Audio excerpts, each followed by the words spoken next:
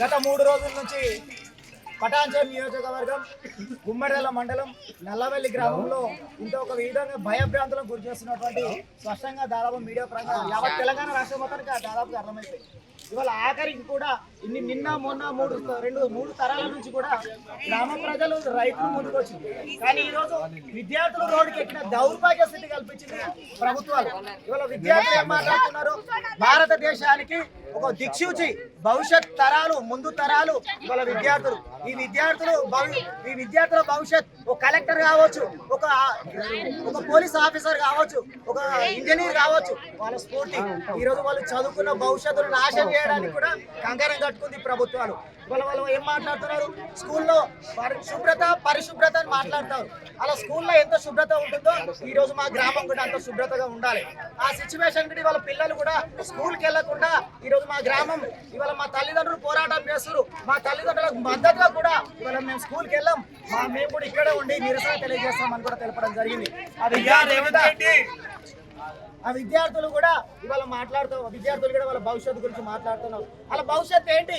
అసలు భవిష్యత్తుకు ప్రభుత్వం ఏం విలువ ఇస్తుంది? ఆ భవిష్యత్తుకు విలువలు ప్రజలకు వివరించాల్సిన అవసరం ఎంతైనా ఉంది. ఒకటే చెప్తా ఉన్నాం ప్రభుత్వాలకు, మీ డంపింగ్ యార్డ్ విరమించాలి. మేము ఇవాళ శాంతియుతంగానే చేస్తా ఉన్నాం. అయినా సరే ఇంత బెటాలను పెట్టి మమ్మల్ని అనగదొక్కాలని ఇంకా చూస్తూ ఉన్నారు. ఎంత తొక్కుతా ఉంటే అంత పై ఎత్తున ఉవ్వెత్తున ఎగిసిపడుతుంది ఉద్యమం ఆపే ప్రసక్తే లేదు. ఖచ్చితంగా చెప్తా ఉన్నాం, మీరు డంపింగ్ యార్డ్ విరమించండి. ఇంత బెటాలను పెట్టి అక్కడ గోడలు కూడా కట్టేస్తున్నారు. మీరు కట్టండి. మీరు కట్టడమే తప్ప మీకు కూల్చడం తప్ప కట్టడం చేత కాదు. ఉన్నమాట చెప్తా ఉన్నాం. మా రైతులు పొట్టలు కొడతా ఉన్నారు. ఇదివరకు రాష్ట్రంలో మీ ప్రభుత్వం వచ్చినప్పటి నుంచి ఇప్పటి వరకు కూడా ఎక్కడ పోయినా కూల్చడం, ప్రభుత్వం రైతులను ఇబ్బంది పెట్టడం, ఎక్కడ పోయినా రైతులకు మేలు జరిగే ప్రసక్తే లేదు. ఇవాళ మా గుమ్మడిదల మండలంలో ఒక సైడు తూర్పున ఏముంది అంటే ఎయిర్పోర్ట్స్ అకాడమీ ఉంది. దక్షిణాన ఏముంది అంటే మన పారిశ్రామిక వాడ ఉంది. పడమరన ఏముంది అంటే అటవీ ప్రాంతం ఉంది. కేవలం మన ఉత్తరం సైడ్ ఉన్నది మారుమూల ప్రాంతం నల్లవల్లి గ్రామం, ప్యారానగర్, కొత్తపల్లి. ఇక్కడ ఉన్న వ్యవసాయం తప్ప ఇంకా అంతకు మించి ఏం లేదు. చిన్న చిన్నగా ఎకరా బాంటే 2 ఎకరాలు 3 ఎకరాలు ఉన్న రైతులు పూర్తిగా వ్యవసాయదారమే. ఎవరికి ఉద్యోగాలు లేవు, ఎవరికి గవర్నమెంట్ జాబులు లేవు, బయట ఇల్లు లేవు, బిల్డింగ్ లేవు. మాకు అక్కడ నుంచి వచ్చే కిరాయిలు వచ్చే ప్రసక్తి లేదు. కనీసం మా బ్రతుకు ఒకటే ఆధారం. మేము ఒకటే విజ్ఞప్తి చేస్తున్నాం. రైతుల పక్షాన విద్యార్థులు కూడా రోడ్ ఎక్కే స్థితి వచ్చింది అంటే ఈ ప్రభుత్వం కనువిప్పు జరగాలి.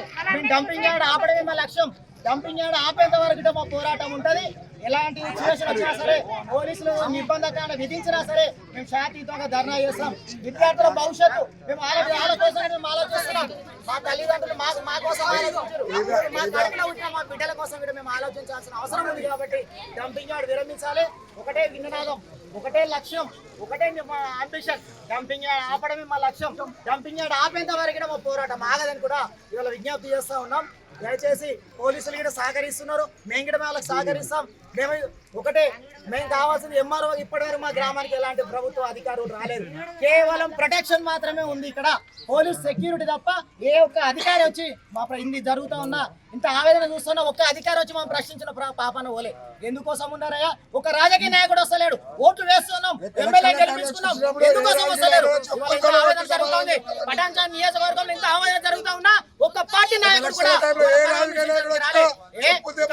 ప్రజలం కాదనుకుంటున్నారా? ఎందుకోసం మీకు ఓట్లు వేసిన ప్రజలం కామనుకుంటున్నారా? ఎందుకోసం మీరు రావడం లేదు?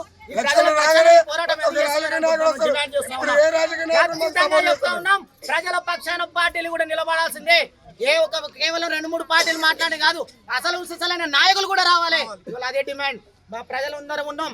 మేము పోరాటం మాత్రం ఆగే ప్రసక్తి లేదు. ప్రభుత్వ అధికారులు 100% ఇక్కడ రావాలి.